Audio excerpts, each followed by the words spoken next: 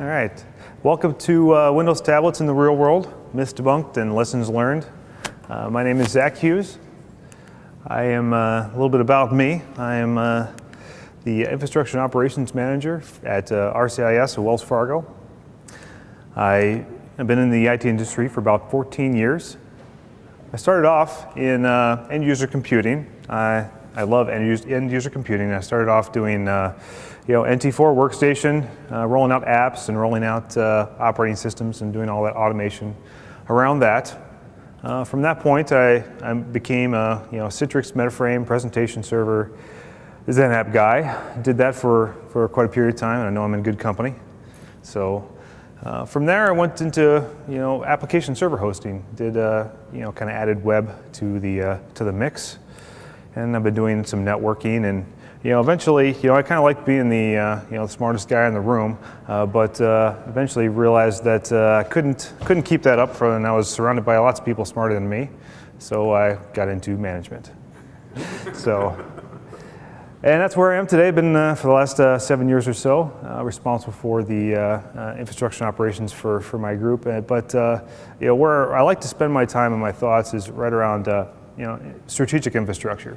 So I think this is a really interesting time for our industry, interesting time in the market, what's going on, especially with mobility, and we need to really focus in on doing the strategic things that are right for our business.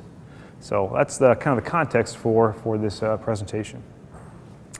So I work at RCIS. RCIS stands for Rural Community Insurance Services. We are the nation's largest crop insurance provider. Crop insurance as in corn, wheat, soybeans. We provide insurance in all 50 states, over 120 crops. And there's about 2,000 folks in our organization, most of which are mobile. We kind of a uniqueness about our business is it's a very federally regulated business. We don't compete on price or product. We only compete on service and technology. So it kind of puts what we do in IT to be really important to the business, to differentiate us from our competitors. So that's what I do, and that's what RCIS does, and that's kind of the context for the presentation. We are part of Wells Fargo.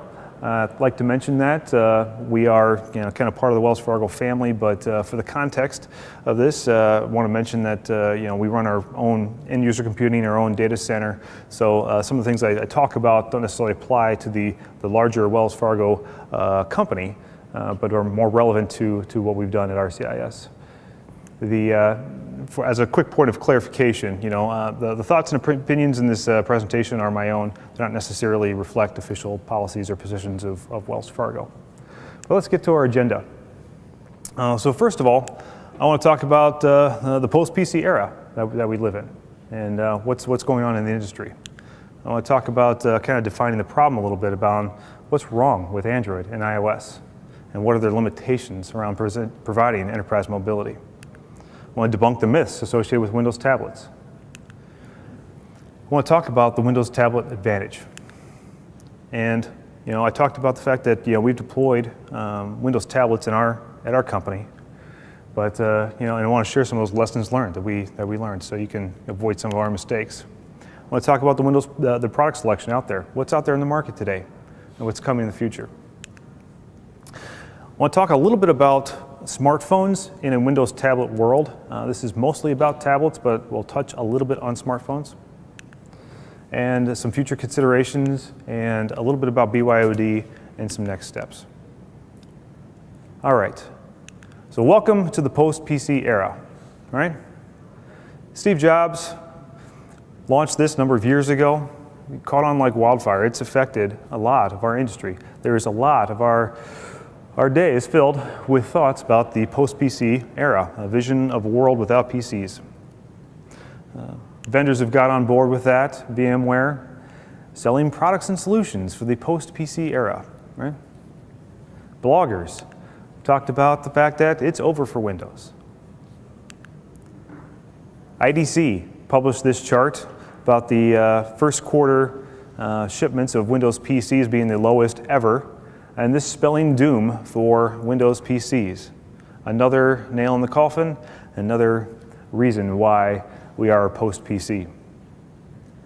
Gartner said, Microsoft is dead, Windows has expired, and Office has ceased to be. It's pretty, a lot of love from Gartner for Microsoft as usual. So, the whole industry is wrapped around a big funeral for Windows and the client. So I want to be careful. So how is that working for you? You know, we all have Windows PCs in our environment.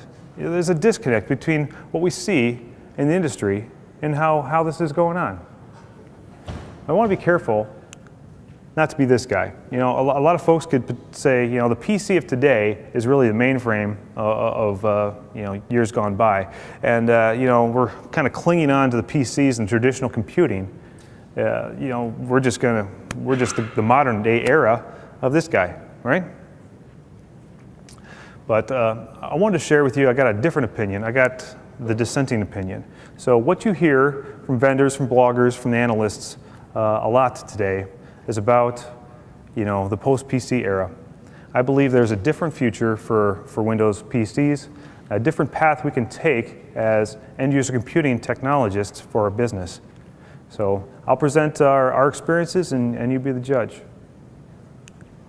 So the consumerization of IT brought tablets into the enterprise. This was not necessarily our idea.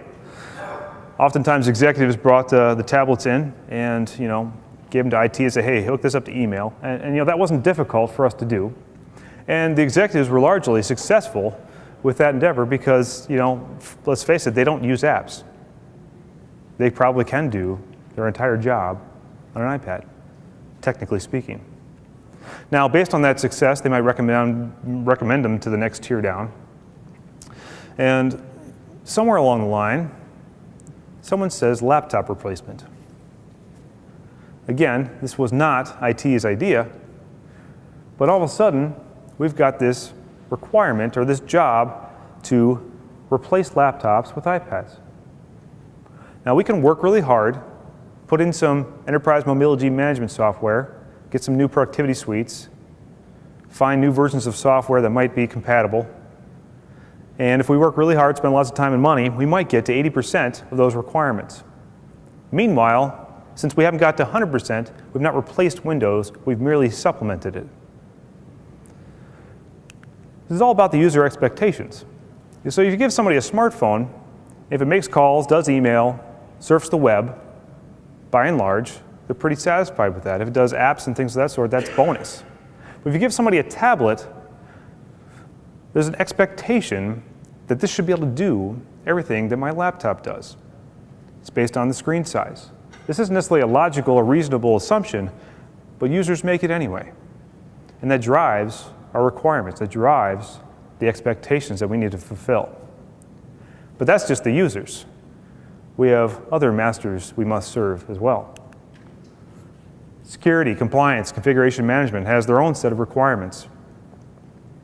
And we might spend some more time and money trying to meet those requirements associated with their requirements to secure and do everything we need to do with these mobile tablets. And the solutions for that space are growing. The enterprise mobility management has only been around for 2 to 3 years. So there's a far cry from feature parity to what exists today in the Windows ecosystem. You know, someone from your legal counsel says, hey, you know what, I want you to do a legal discovery on that iPad. And what are you going to do? So the expectations and our abilities, there's a gap.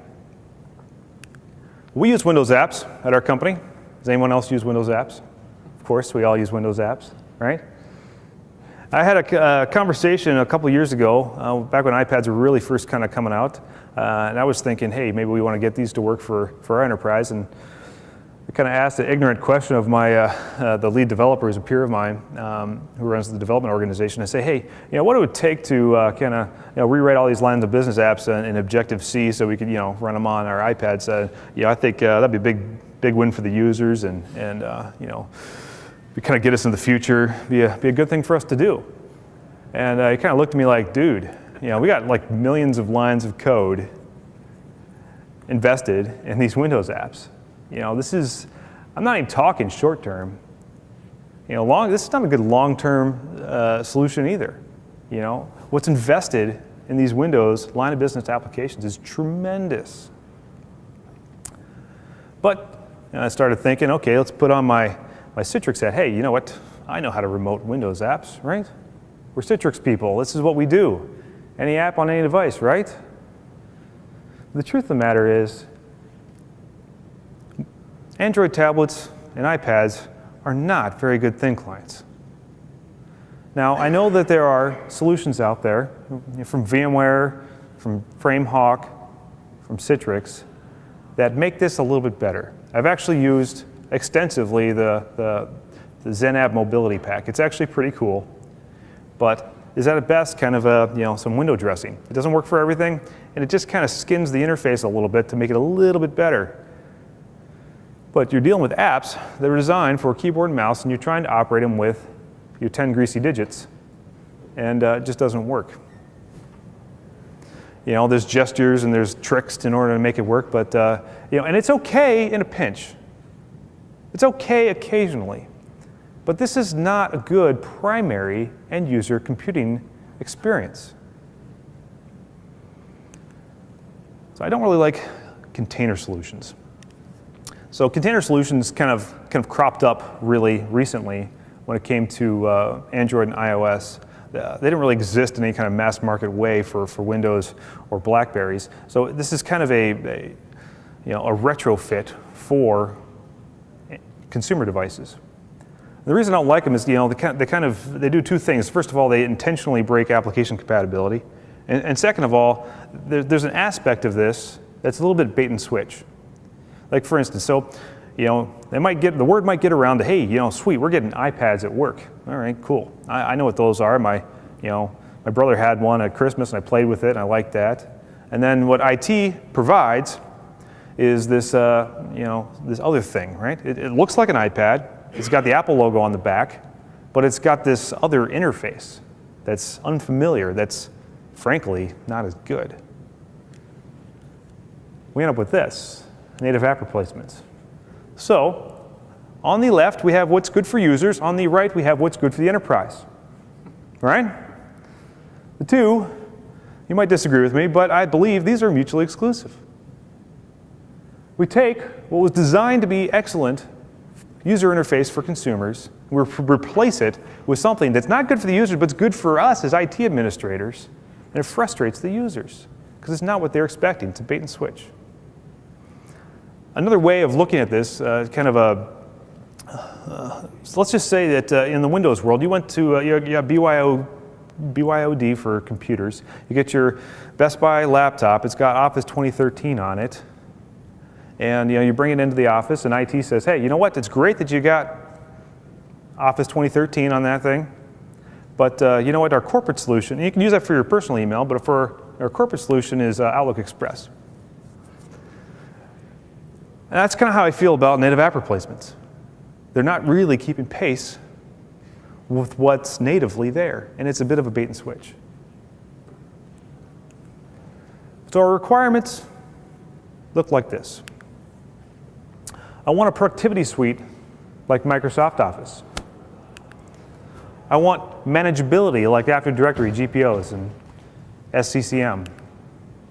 I want security and compliance features like the existing third-party Windows ecosystem.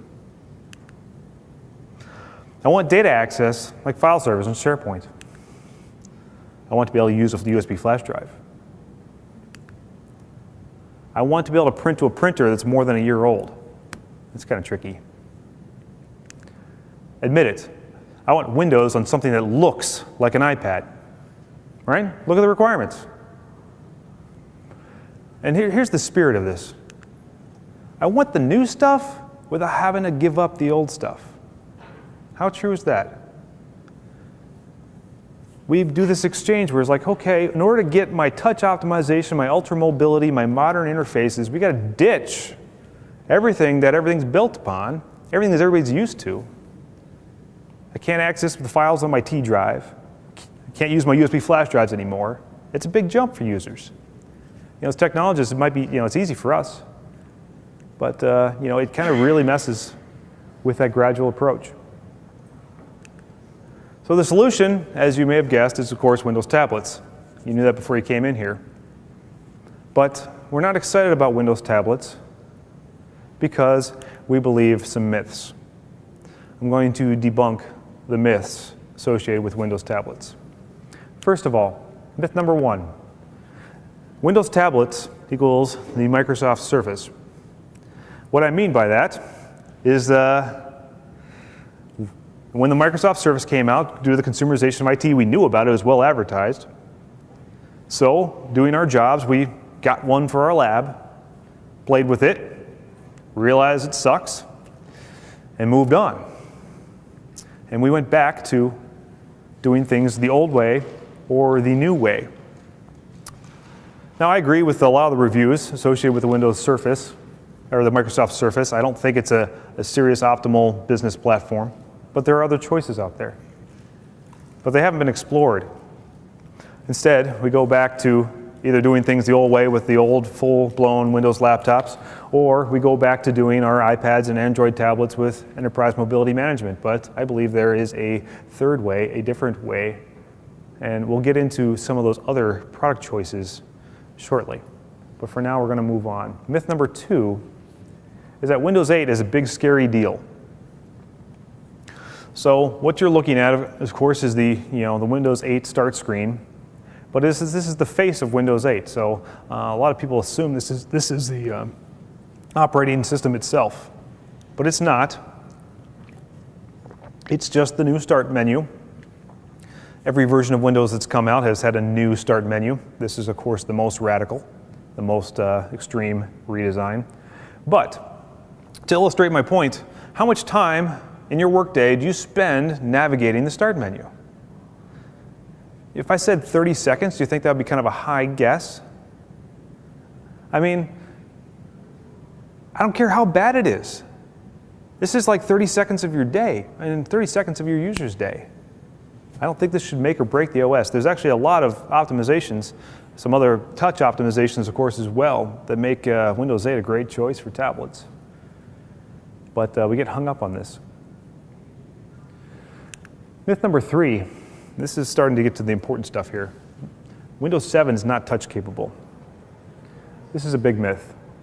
To prove that, I pre-recorded a demo here of an intentionally old piece of hardware running Windows 7. So this is a Samsung Series 7 slate. This came out more than 2 years ago, pre-Windows 8 launch. And this is running the software and drivers that really came out of the box. So take a look. So you got the old-fashioned Windows 7 start menu, the old-fashioned Windows 7 on-screen keyboard. You got Samsung ships with a camera app for manipulating the front and rear-facing camera, where it looks a lot like iOS. It's got a photo app for scrolling through your pictures with your fingers. All touch optimized. You got this task launcher. It's an overlay for the Windows interface to make your icons kind of work like an iPad. You can launch Internet Explorer. You can pinch zoom and pan on Internet Explorer natively. Bring up my on-screen keyboard. Go to Google Maps. That instantly knows where I'm located. And I can pinch zoom right on Google Maps and pan around without any plugins, extra drivers. This is just Windows 7. i.e., Windows 7 is a lot more touch capable than you may have thought. Go ahead. Are those still available? You bet.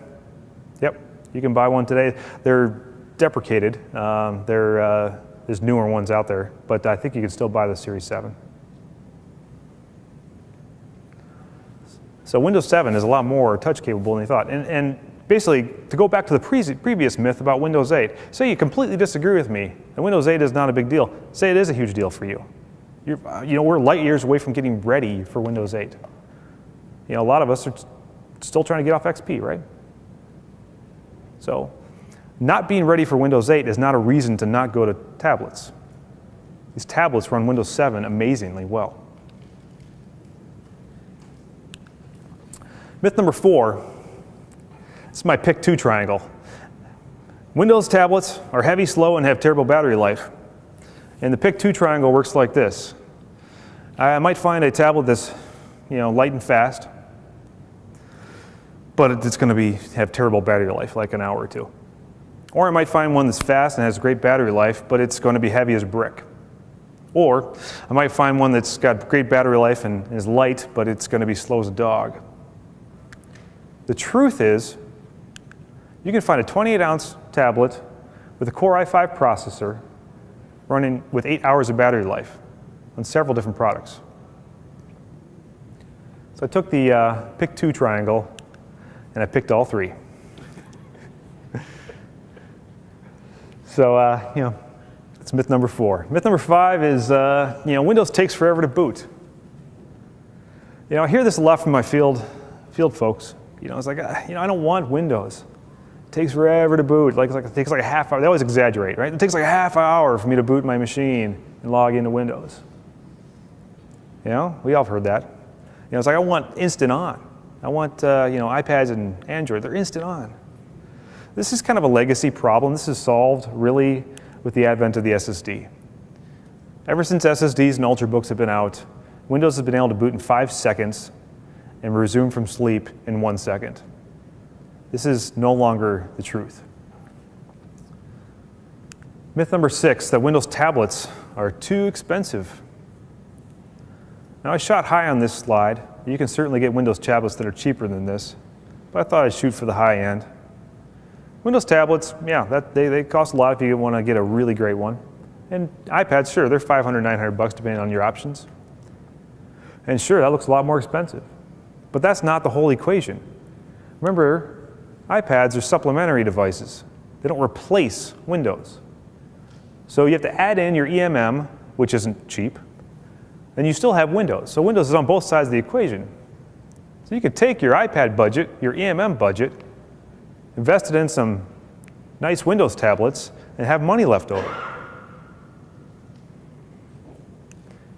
Myth number 7 is Windows tablet technology isn't there yet. Prior to Windows 8, I heard a lot about Windows tablets saying, you know what, they're getting there, they're getting better, they're just not there yet. Let's wait for Windows 8. When Windows 8 comes out, there's going to be a whole new crop of devices that they're going to come out. Those will be the ones we're going to want to look at. Of course, that came and went. Next generation of Intel processors, when Haswell comes out, that's going to produce a whole new crop of devices. Man, when those things come out, those are going to be good, and we'll look at those. So the truth is, back to my demo a couple slides ago, Windows tablets, high-quality Windows tablets, been out for more than 2 years. The time is now. Myth number 8 is Windows isn't a true mobile experience. I put that in air quotes because that's in the eye of the beholder. What the heck what do people mean by mobile experience? It's kind of a funny term. And I got this picture on the screen because it's the weirdest looking Windows tablet I could find. Because I think that's what people think of a little bit. So you know what?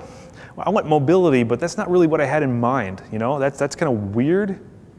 And that's what people think about when they think about Windows tablets. But let's break this myth down into a couple sections. First, let's talk about local devices. So first of all, any Windows tablet you get nowadays is going to have 3G, 4G onboard cellular data with personal hotspot capability. That's a given. Those are available. You get a front and rear facing camera. You get Bluetooth and NFC. You have ambient light sensors, accelerometers and gyroscopes, geolocation, of course, and a magnetometer. This is, of course, the device that tells you where north is. Now, if you're like me and no one pronounced that word for you at first, you might have been like me and said, I think that's pronounced magnetometer, which is really helpful for telling you when Magneto is near. I can't think of a better device to have on my mobile tablet. But the point of this is that you've got complete local device feature parity. There's no gap. All these here on every Windows tablet. I mean, they're available. You don't have to get them, but they're available. As a side note, given the audience, I want to kind of pose a little food for thought question.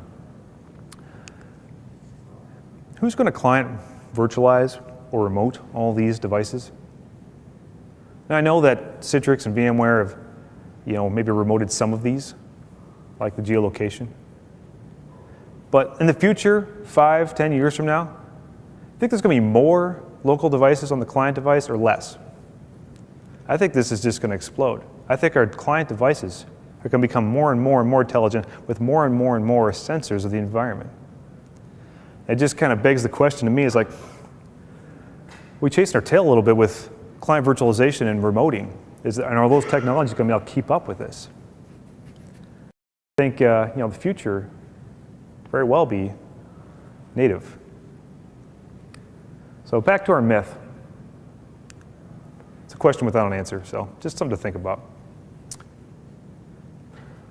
Part 2 of Windows is not a mobile experience is that Windows does not fit into the box of things that have grown out of smartphones. So if you ask Apple or Google, the tablet is the evolution of the smartphone. If you ask Microsoft, the tablet is the evolution of the laptop. Now, regardless of who you agree with, you have to admit that these two things are on an absolute collision course in terms of capability. And I'd argue that today, they're so similar in their terms of capability that it's not worth the penalty you pay for going with non-Windows. Myth number 9, Windows isn't cool. So we all know this picture. This has been influencing our culture for some time now. I don't want Windows. I want to be hip. I want to be cool. I want to be like Justin Long over here, right? So there's an element of truth to this, there's an element of business requirement to this, and I want to explain this a little bit, especially from your sales folks. So if they walk into they represent your company, they represent hopefully the technical advancedness of your company as well. And they walk into a client office, carrying an old plastic Windows laptop. It doesn't look very good. It doesn't reflect on the very well in the company, especially if their competitors, walk in right after them carrying a sleek new iPad. So our sales folks asked for iPads kind of somewhat for this reason, right? They wanted to look advanced. They wanted to look cool. We gave them Windows tablets, and there were no complaints. They shipped the Windows laptops back to us the next day. They felt cool. In fact, in a way, they felt cooler because they could run their apps. The competitors could not. So let's recap some of the advantages that Windows have over Android and iOS. It runs your apps natively. You have input variety. You can use a mouse if you need to. So earlier, I talked about the fact that Windows 7 is more touch capable than you think. Potentially even more important than that is that Windows 7 is mouse capable. All right, I know that sounds ridiculous, but seriously, from your end user standpoint, think about your end user standpoint. It's great to have a mouse when you need it and when you want it. Really, what's important is having both. I don't want to have touch and take away the mouse. Let's just add touch. You already know how to deploy it, manage it, secure it. You already know how to do this. You don't need to buy new management suites. You don't need new skills in your team. This is in your wheelhouse. You can deploy these tomorrow. Plugs right into everything you already know how to do and have been doing for years. It's just a different form factor. Enterprise Mobility Management, it's called Active Directory GPOs and SCCM. Now I know that's not in vogue. I know that's not what's popular nowadays to say, I got a bunch of domain-joined PCs, right? But you have to admit the power that's there, especially in terms of what EMM's trying to do. They're trying to do the same things. What's the difference between having a domain-joined PC, why is that negative, but having an EMM-joined iPad okay? We need some level of control and visibility, and we can use these tools to be self-service IT for our users. Users already know how to operate it. The point I want to make here is that if I give my 3-year-old son my iPad to play with, he knows how to operate it. It's super intuitive, right? We've all seen kids play with these devices. It's shocking how easily they can operate it. But you know, you give that same device to somebody that's been working in your company for 20 years, operating your line of business software for 20 years, and all of a sudden everything's completely different. They're going to struggle. Windows has continuity with the past. It's easier for users to use. Users already know how to get their files on and off of it. You can get your stuff off the T drive if you need to, without having to learn a new file syncing product or process. It has USB ports. You can put a flash drive in it. You can print from it. The value proposition of Windows maintains continuity with the past. The slide here, the picture I've got up on screen is a screenshot of Office 2013 touch mode. If you see this, you can tell that the mouse mode and the touch mode are very, very similar. The touch mode basically just spreads things out a little bit more. Now this interface has gotten a lot of criticism in the industry. I think it's genius, because how much training do you need to operate this? It's intuitive. If you know how to use Office already, using Office with your fingers is easy. Compared to, say, learning a different productivity suite for a completely different operating system, starting from scratch. They might be better designed for touch, albeit, but it's still different. To the point I'd make on this additionally, let's just say, for instance, this approach that just takes the existing model and tweaks it a little bit, optimizes it slightly, but maintains tight continuity with the previous way of doing things. What if that had been done to the Windows Start menu? We'd probably all like it a little bit better, wouldn't we? But the fact of the matter is, Microsoft took completely two different approaches there, didn't they? Right? They revolutionized the Start menu to be perfectly touch optimized. Everyone hates it. They didn't capitalize on this principle of Windows, the value of Windows being continuity of the past, but the Office team figured it out. So the funny thing is, both these things are criticized heavily, probably by the same people. So it depends on which one you want, right? I like this method. All right, so let's get into some lessons learned from what we did. First of all, our use cases. So we've got two classes of mobile users. We've got sales folks, which are by and large like the sales folks from any other company. And we've got crop adjusters, which is a specialized workload. We've got over 1,000 of them. They're spread across the country, and they actually do the crop loss adjustment in the field, literally in the field. And they've got a specialized need in terms of there's a local claim adjustment app that is written for the tablet, where at the end of the claims adjustment process, the farmer needs to sign a form with a stylus. So that came into play in terms of some of the lessons we learned.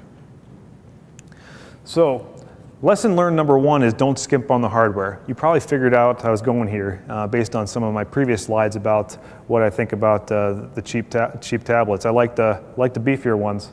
Anything that's got an Atom inside it, I don't like. I've had bad experiences with the Atom processors. If you talk to the sales folks for the companies that make these tablets that have Atoms in them, they'll tell you, you know what, these things they're right for some people. They're optimized for certain workloads, right? Well, I will help you out. I will tell you what workload an Atom processor is optimized for. If you are doing anything other than running a digital photo frame, an Atom will not cut it. You need a core processor. Lesson learned number two is bundle the right peripherals for all of your use cases. So it's obvious sometimes to think about the mobile use case. I got a tablet, obviously it's going to be used in the field. Think about what I need to go along with that. But also, I want this to be able to be used in the home office or in the corporate office. So what things do I need to kind of ship with it in order to make it work in both scenarios very well? Giving someone just a tablet is sometimes not enough. So if you're getting a tablet that's just a piece of glass, you're going to need some sort of folio keyboard with it. You're going to want a physical keyboard of some kind with it. There's a lot out there, and you'll find one that can fit any number of tablets. Another thing to pick up on is make sure you get the right keyboard layout. A lot of these are kind of optimized for iOS or optimized for Android, but there's ones that are optimized for the Windows keyboard layout as well, in case you want function keys and stuff like that. So they're out there. Watch for those. Go Bluetooth if you can. One of the advantages I talked about with Windows tablets is that it has USB ports, but it doesn't have a lot of USB ports. So conserve USB ports by going Bluetooth. You don't want to plug up one of your USB ports permanently with your RF mouse, for instance, so get a Bluetooth mouse. For the office, you don't want to get a couple of these, maybe a bunch of these. You can get as many of these as you want. You can light up as many monitors with USB graphics adapters as you want. These things are really cool. They're plug and play. Well, not quite. You need drivers, but they work really nicely. They're very easy to configure. So you can have your full home office set up. Sometimes it's nice to have a hardwired gigabit Ethernet adapter. Most of these tablets do not come with one. So if you need one, you have to get it as a peripheral. USB hub is helpful to connect it all up. Now, if you choose a tablet in the Lenovo product line, they make this nice USB 3.0 dock that combines some of these things. You get 2 graphics adapters, an onboard Ethernet, audio, and 5 USB ports, and it's very cost effective. It's cheaper than buying those things separately. It's kind of a nice little USB dock. Not the old school like laptop dock, it just plugs in with a USB cable. So lesson learned number 3 is that Bluetooth pairing is actually rocket science. So it's not enough to just bundle the right peripherals. Okay, so I got my tablet, I unboxed that, I got my little keyboard here, I got my Bluetooth mouse, I got all this stuff. Yeah, so okay, so they try to get started with all this, right? And okay, so maybe this is my first touch device. Maybe it's the first time I've paired anything Bluetooth. So you have to walk through the it's a little bit of like a cart before the horse thing, right? So I got to pair the keyboard and mouse Bluetooth devices without using the keyboard and mouse, right? So I got to use touch to do that, and it can be done. It's just hard for the users. So the lesson we learned was not only bundle the right peripherals, but pair it before you ship it. Lesson learned number 4 is train the users to effectively manage battery life. So I talked before how tablets have ample battery life. They really do, but you can really stretch that far if you train the users to operate a little bit differently. I talked before how our users have been trained pretty much, not by us, but kind of by themselves, to leave their laptops on all the time because it took too long to reboot them or shut them off. So they let them on all the time. Well, we gave them Windows tablets and these things boot in 5 seconds. So we had to kind of train them and say, hey, you want to make your battery life go further, shut it off when you're not using it or put it to sleep when you're not using it. It's not as painful to get back to where you were. So it's a small training issue. If the Stylus is not stowable, it will be lost on the first day, I might add. So now Styluses might not be important to you. They were important for our particular use case. And that really drove some of our product selections because not all products have stowable styluses, but some do. So that kind of limited our choices a little bit. We went for ones that had stowable styluses because we went through a lot of styluses when they weren't stowable. And learn the difference between Digitizer pens and capacitive touch styluses. It's different technologies. They work differently. We found, unbeknownst to us, that our apps behaved differently when used with a Digitizer pen versus a capacitive touch stylus. Now we worked through it. It's just a couple of driver updates we needed to do, but it was kind of one of those kind of frustrating things we went through. So I thought I'd throw that out there. So if styluses are part of your use cases, make sure you kind of test them and understand how the different technologies work.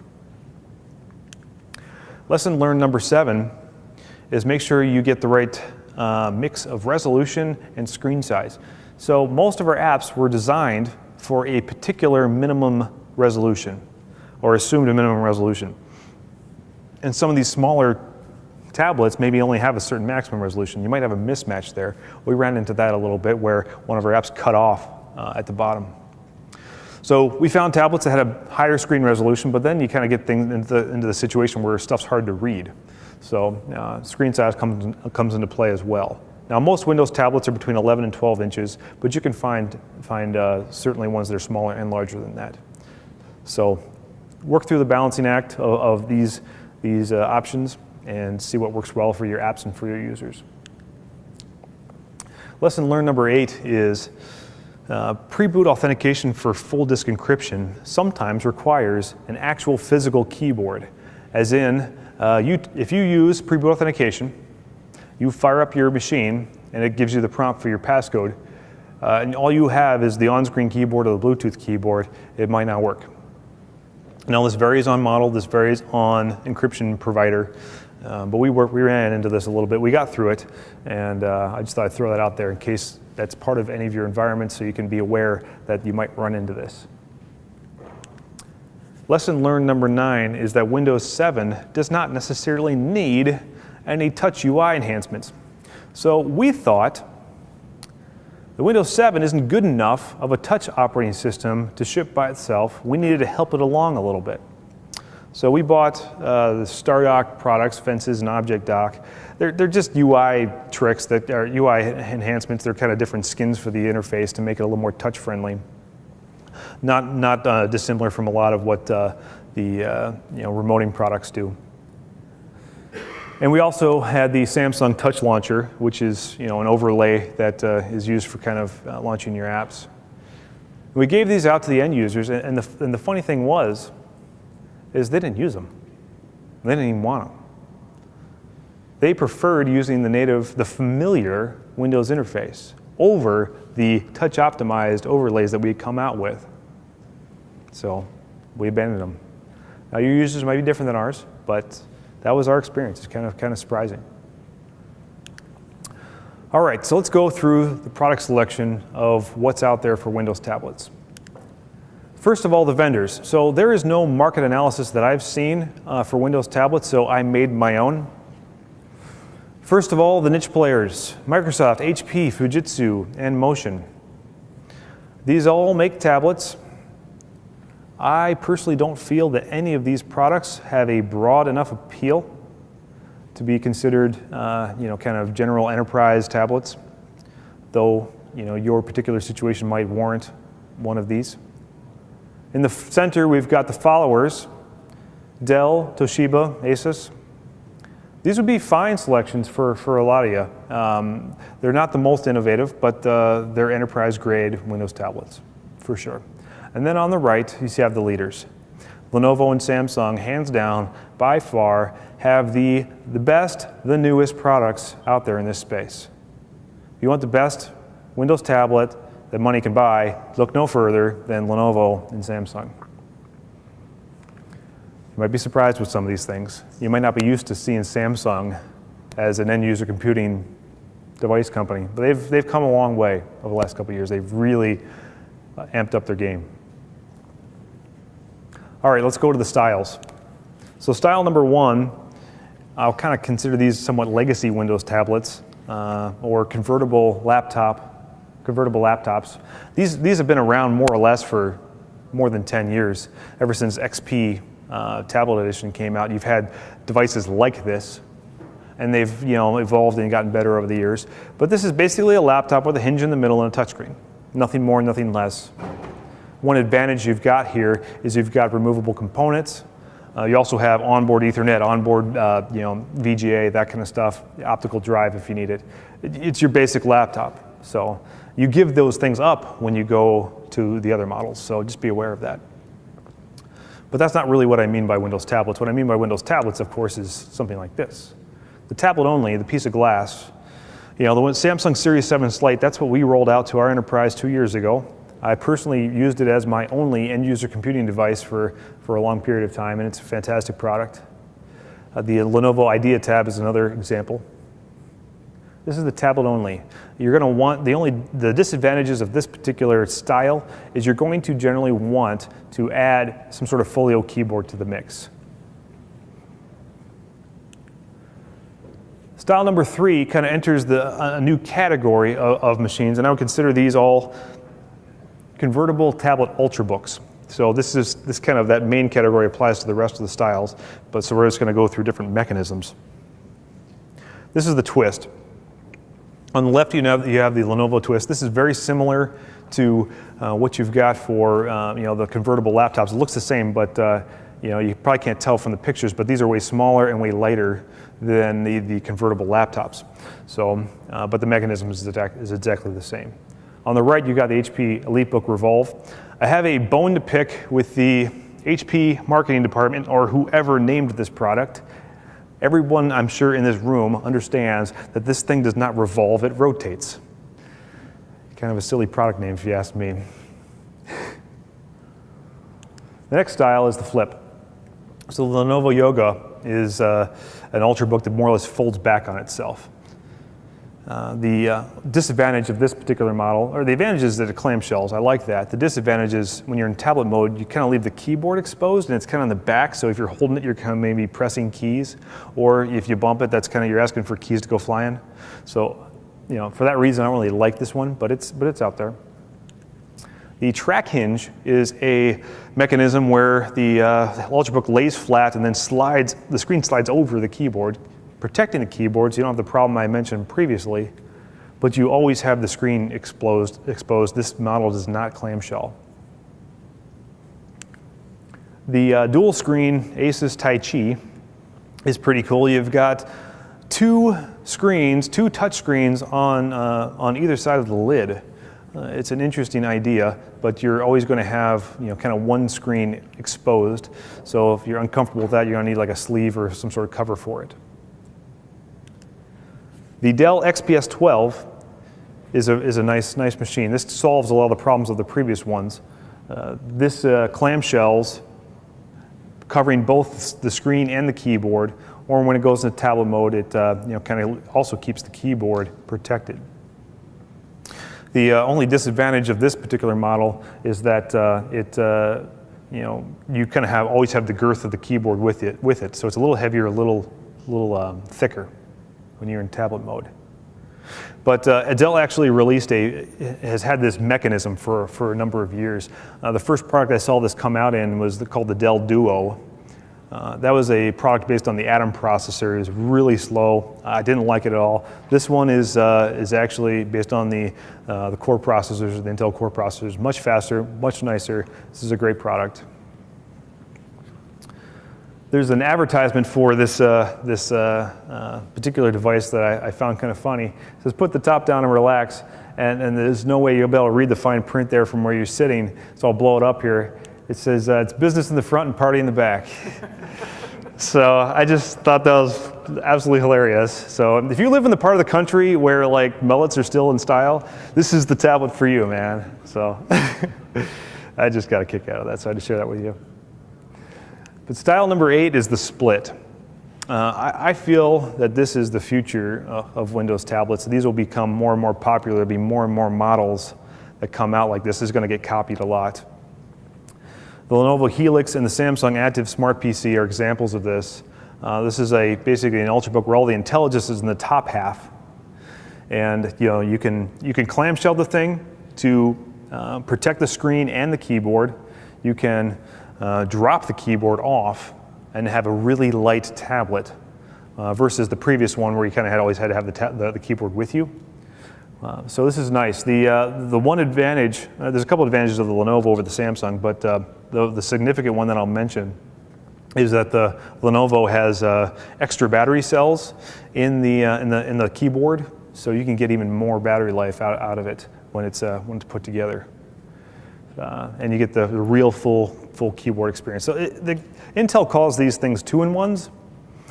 I would consider them like 3-in-1s. They're powerful enough to be your desktop, your laptop, and your tablet. It's one device.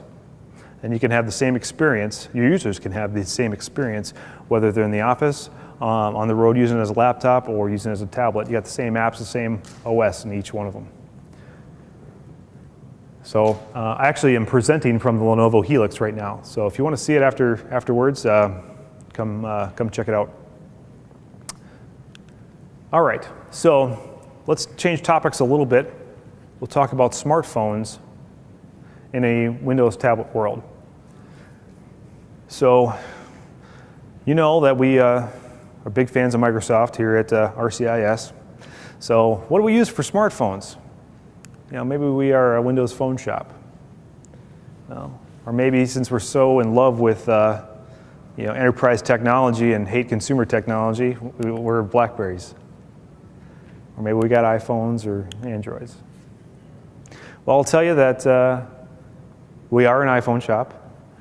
We used to have Blackberries like everybody else. And frankly, if BlackBerry had undergone their recent renovation, their recent revolution, like 4 years ago when we needed them to. We might still be on BlackBerry, but frankly, they obviously, everyone knows they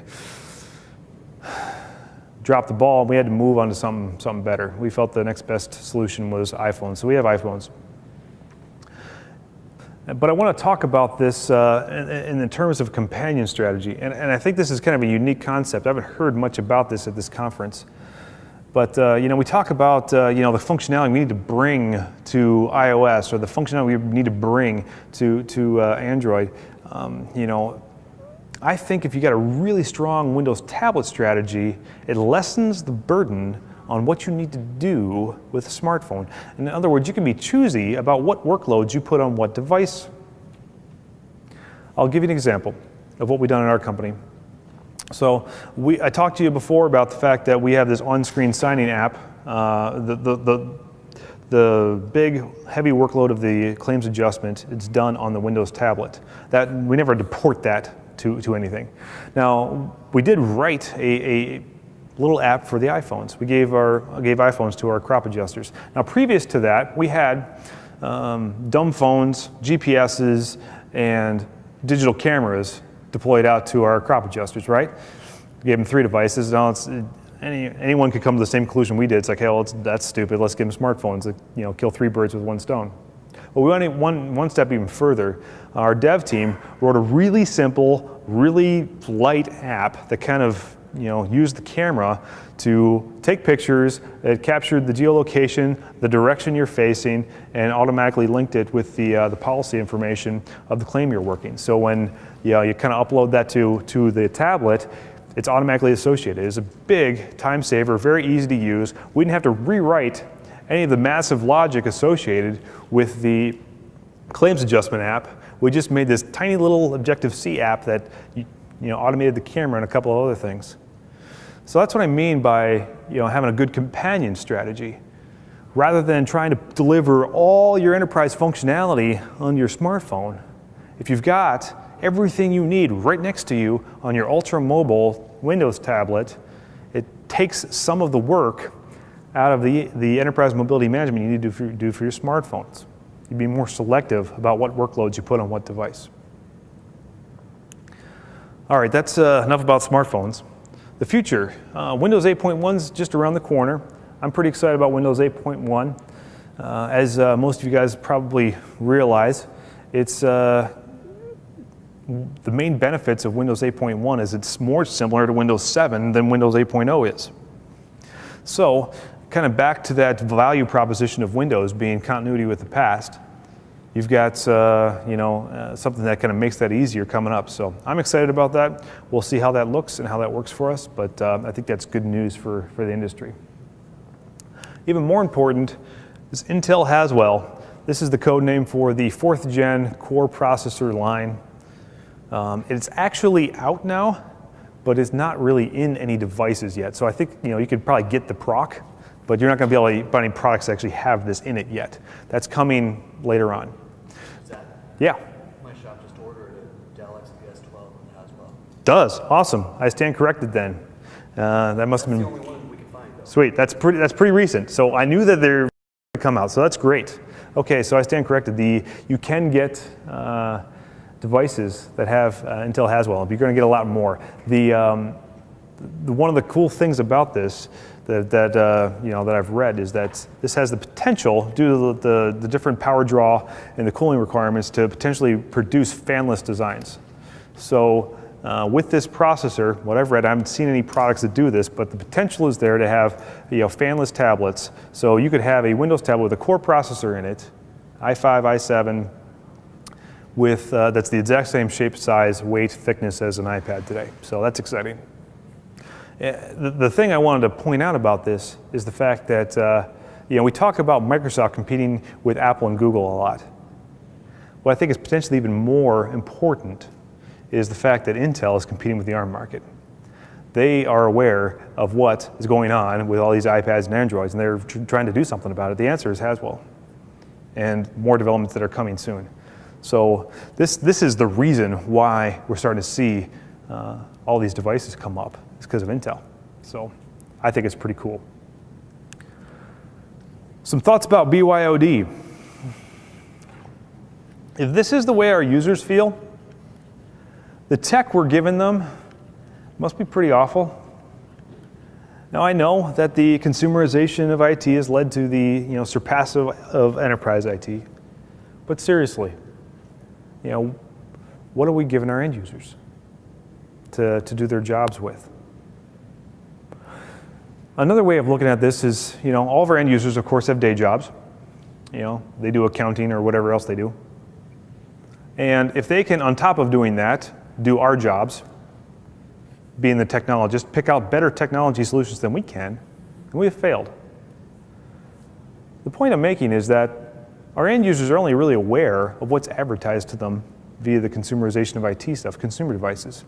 They're not aware of that whole slide list of products that are out there. It's our jobs as the end user computing technologists to look at these products, to get them in-house, get them into our lab, show the end users. That's not going to happen with BYOD. We can provide better tech for the business than BYOD can. It's my opinion, obviously. Lots of other people have different opinions on that topic. Remember, this is the consumerization of IT, not the enterprisation of consumer devices.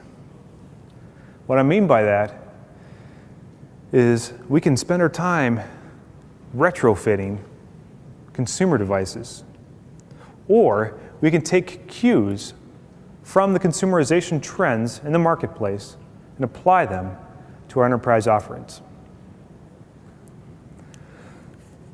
So what do we do about this? Consumerization of IT is not going away. How do we adapt to this? The way we do it is with rapid prototyping. What I mean by that is jump in now. The water's warm, don't wait. If your device certification process takes 6 months, then you're doing something wrong.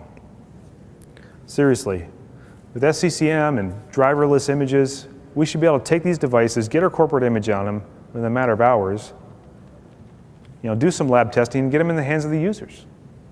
We need to get comfortable with rapid prototyping. Try something, throw it against the wall, see if it sticks. Don't agonize over finding the perfect product right now because it's going to be obsolete and replaced with something better in 2 months anyway.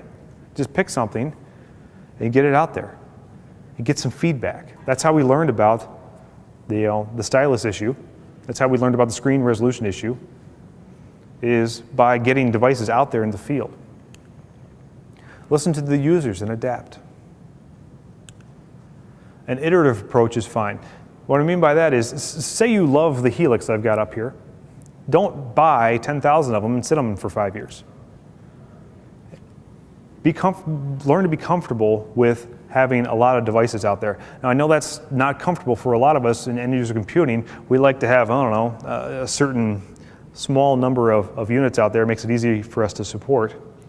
But if you kind of flip it on the other side, with BYOD, you've got zero control, and you got billions of different kinds of devices out there. At least with this way, it's a little bit more controlled. But I think we need to adapt our processes to allow for this, because the devices are coming out very fast. So in conclusion, Android tablets and iPads are seriously lacking in their enterprise mobility features. Windows tablets have a distinct advantage. We debunked the myths, and we learned some lessons. We surveyed the landscape of available products. We talked about the future. The bottom line is, Windows tablets are a compelling alternative to Android tablets and iPads for enterprise mobility. You can have a true laptop replacement. It's cost effective. There's continuity for IT, management, and the users. Sometimes we think too much about what's good for IT and not enough about what's good for the users. There's no shortage of mobile experience features. Don't wait for Windows 8X. You can roll Windows 7 today. I know this is a little bizarre, but seriously, I know a lot of us aren't ready for Windows 8. That's okay. Windows 7 works awesome on these devices. It's kind of a final thought. This is a quote from Henry Ford. If I asked people what they wanted, they would have said faster horses. I feel like we are somewhat in this mode with consumerization of IT. People are asking for iPads, and I'd say let's take that request and get to what they're really looking for and give them something better. When they ask for iPads, give them Windows tablets. They're going to like it better. You'll be happier. You'll save money and have a more productive enterprise. Thanks for coming. I can take questions. Go ahead. Hey, Zach, one of your debunked myths was that you don't need EMM necessarily with a Windows tablet. How would analysts such as Gardner feel about that? Would they agree? The question is, you don't need EMM with Windows tablets. Would Gartner agree? I would say that there is potentially EMM for the consumer Windows tablets, like the Surface RT, things like that. You would find EMM plugins for that. I would suggest no, you don't need that. EMM is a substitute for the management that you get natively with Windows. So there's really no need for it unless you plan on kind of divorcing that Windows tablet from your environment. So I guess you might want EMM if you don't plan on domain joining it, I guess, or having it part of your SCCM infrastructure. But if you're going to have it as part of your domain and part of your SCCM infrastructure, I don't see any advantage to using EMM with it. As far as what Gardner would say about that, I'm not sure. So are you suggesting that Windows could secure the device, apps, content, as well as some of the leaders out there, such as MobileWire?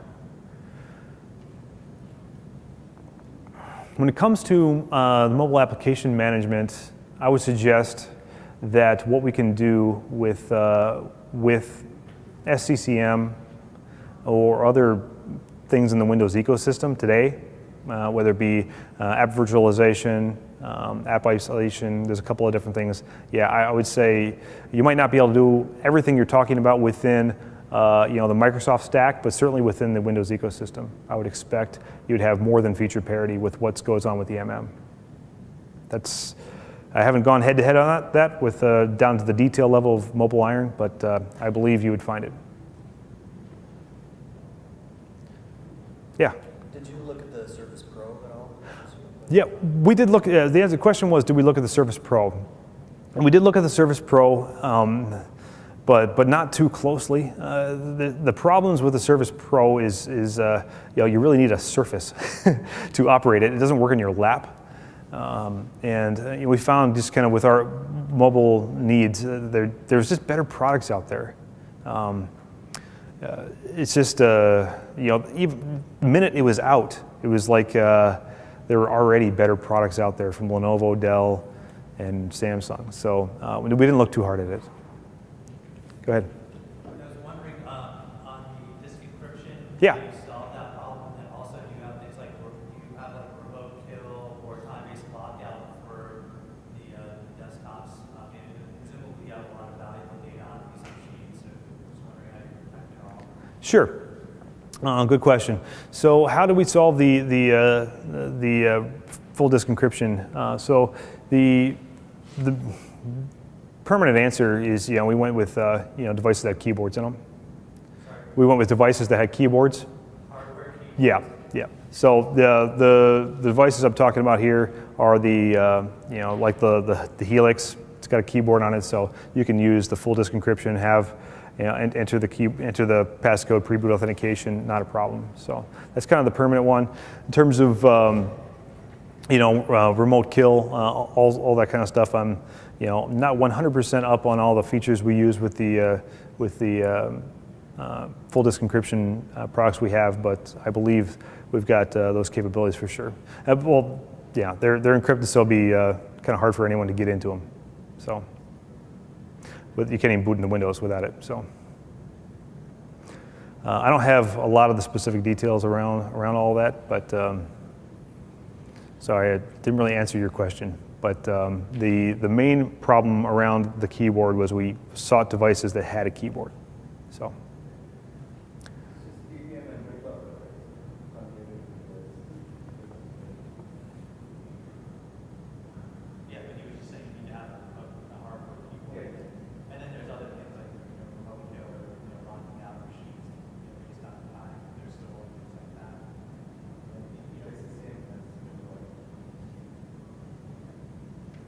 Yep. Any other questions?